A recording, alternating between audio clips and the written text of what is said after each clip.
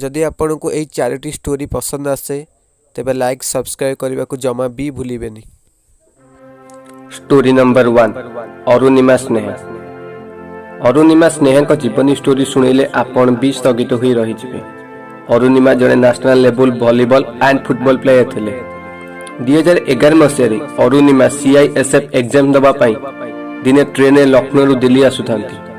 ठीक सही समय किछि दुर्बृत्त माने तांको ठारू तांको सुना चेन नबाकू प्रयास कले एवं अरुणिमा तांको सह मुहांमुही हबारु सेही दुर्बृत्त माने तांको चलंता ट्रेन रु बाहर को फोपाड़ी देथिले एवं ठीक सही समय रे अपोजिट ट्रैक रु आउ एक ट्रेन आसुतला एवं अरुणिमा जाय से ट्रेन सह पिटी होई तळे पड़ी गले। एहा पर जेतेबेले अरुणिमा निज हाथ साहाय्य रे उठिबाकू चेष्टा कले से उठी पारिलेनी कहीं तांकर गोटे गोड़ संपूर्ण कटि सारी थाए आउ गोटे गोड़ संपूर्ण भांगी जाई थाए। किछि लोक माने तांको सकाळो पाखरे थिबा एक मेडिकल एडमिट कले एवं सेठारे डॉक्टर अरुणिमा को गोटे गोड़ संपूर्ण भाबे काटी देले।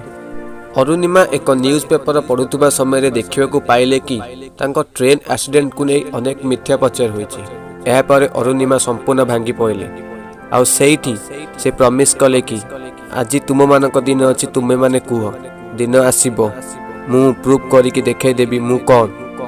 ट्रेन एक्सीडेंट रो ठीक 2 इयर्स भितर से माउंटेन एवरेस्ट पे यात्रा करथिले आउ सही यात्रा रे से टॉप रे रही इंडियन पताकार ना रखिथिले आउ वर्ल्ड रो प्रथम विकलांग महिला माउंटेन एवरेस्ट यात्री भाबे ना करथिले।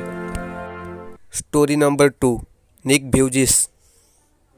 जदि कोनोसी कारणु आपण मानकर हाथ कि गोड़ कटि जाउची कि आपण जन्मरु विकलांग होई जन्म होइछंती आपण माने दुर्बल होई अन्य मानक ऊपर निर्भर करबाको पडुची आ निजक निजे अक्षम बोली भाबे कि भगवान को दोष देउछंती। किंतु एमिति जने महान व्यक्ति जहां का जन्म ऑस्ट्रेलिया रे होइची तांका जन्मरु हाथ कि गोड़ दुईटा जाक नाही किंतु से ए सब को भगवान को वरदान भाबी कि आगो को चलछंती। हां सांग माने मु सेही ऑस्ट्रेलिया रो मोस्ट पॉपुलर मोटिवेशनल स्पीकर निक भ्यूजिस कथा कहूची। निक तांका मां को पेटे थिबा समय रे टेट्रा आमेलिया सिंड्रोम नामक एक रोग रे पीड़ित होई सी जन्मरु बिना हाथ एवं गोड़ रे जन्म ग्रहण करथिले। निक निजर स्कूल समय रे निजर सांगसाथी सहित मिसी पारनुथिले एवं अनेक निंदार शिकार हेउथिले। तेणु निक ए सब निंदार शिकार सही न पारी निजर जीवन को 10 वर्ष बयस रे हारी देबा को चाहुथिले। निक ए सब को पछरे पके निज लक्ष्य स्थल रे पहुंचबा को चेष्टा कले आउ आजी निक दुनिया रो टॉप मोटिवेशनल स्पीकर मानक मध्य रे अन्यतम।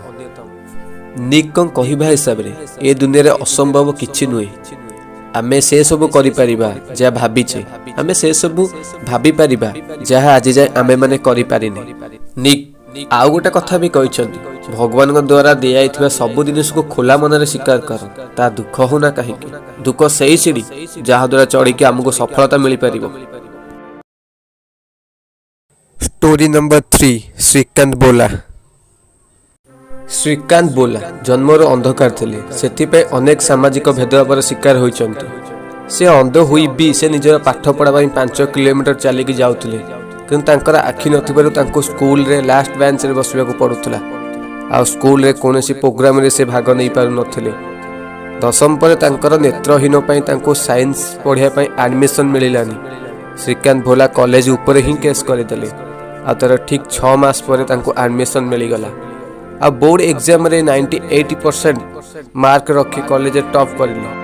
एहा पर श्रीकांत ITI एंट्रेंस एग्जाम पई अप्लाई कले किंतु सेठी भी श्रीकांत मार्क देखा न जाई तांको दृष्टिहीन मजाक करा गला। एहा पर श्रीकांत MIT को चॉइस करी अमेरिका रे ग्रेजुएशन पूरा कले। पाठ पढ़ा पर अमेरिका रे तांको अनेक जॉब रो अपॉर्चुनिटी मिलेला किंतु श्रीकांत भारत आसी गले। श्रीकांत बोला एहा पर भारत को आसी बोलैंड नामक एक कंपनी खोलिले। बोलैंड कंपनी रे से समस्त दिव्यांग मान को चाकरी देले। बोलैंड कंपनी रो टर्नओवर 2018 मसीह रे 150 कोटी थिला।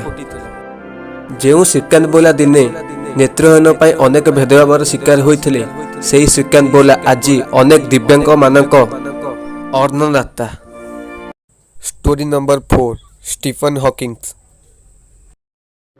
स्टीफन हॉकिंग ପିଲାବେଳେ ବହୁତ ବୁଦ୍ଧିମାନ ଥିଲେ, ତେଣୁ ତାଙ୍କ ସାଙ୍ଗମାନେ ତାଙ୍କୁ ଆଇନଷ୍ଟାଇନ୍ ବୋଲି ଡାକୁଥିଲେ। 21 ବର୍ଷ ବୟସରେ ଷ୍ଟିଫେନ୍ ହକିନ୍ସଙ୍କୁ ନ୍ୟୁରାଲ ମୋଟର ନାମକ ଏକ ରୋଗ ହେଲା। ଏହି ରୋଗର ପ୍ରଭାବରେ ମଣିଷର ପ୍ରତ୍ୟେକ ଅଙ୍ଗ ଗୋଟେ ପରେ ଗୋଟେ ଅକାମୀ ହେବାକୁ ଲାଗେ। ଡକ୍ଟର ଷ୍ଟିଫେନ୍ଙ୍କୁ 2 ଇୟର୍ସ ବଞ୍ଚିପାରିବେ ବୋଲି କହିଥିଲେ। ଏହାପରେ ଆସ୍ତେ ଆସ୍ତେ ଷ୍ଟିଫେନ୍ଙ୍କ ଶରୀର ଅକାମୀ ହେବାକୁ ଲାଗିଲା। ଏହାପରେ ଷ୍ଟିଫେନ୍ ହ୍ୱିଲ୍ ଚେୟାରର ସହାୟତା ନେବାକୁ ପଡ଼ିଲା। ଏମିତି ଅନେକ ପ୍ରୋବ୍ଲେମର ସିଡ଼ି ଚଢ଼ି ଚଢ଼ି ଦୁନିଆର ମୋଷ୍ଟ ପପୁଲାର ସାଇଣ୍ଟିଷ୍ଟ ମାନଙ୍କ ମଧ୍ୟରୁ ଅନ୍ୟତମ ହେଲେ ଷ୍ଟିଫେନ୍, ଯିଏକି ବ୍ଲାକ୍ ହୋଲ୍ ଆଣ୍ଡ ବିଗ୍ ବ୍ୟାଙ୍ଗ ଥିଓରିରେ ନିଜର ମତ ଦେଲେ। ଏହାପରେ Stephen A brief history of time ନାମକ ଏକ ପୁସ୍ତକ ଲେଖିଲେ, ଯାହା ସାରା ସାଇଣ୍ଟିଷ୍ଟ ଦୁନିଆକୁ ହଲେଇକି ରଖିଦେଲା। ଯେଉଁ ଲୋକର ହ୍ୱିଲ୍ ଚେୟାରରୁ ଉଠିବାର ସକ୍ଷମ ନାହିଁ, ସେ ସାରା ସାଇଣ୍ଟିଷ୍ଟ ଦୁନିଆକୁ ହଲଚଲ କରିକି ରଖିଦେଲା।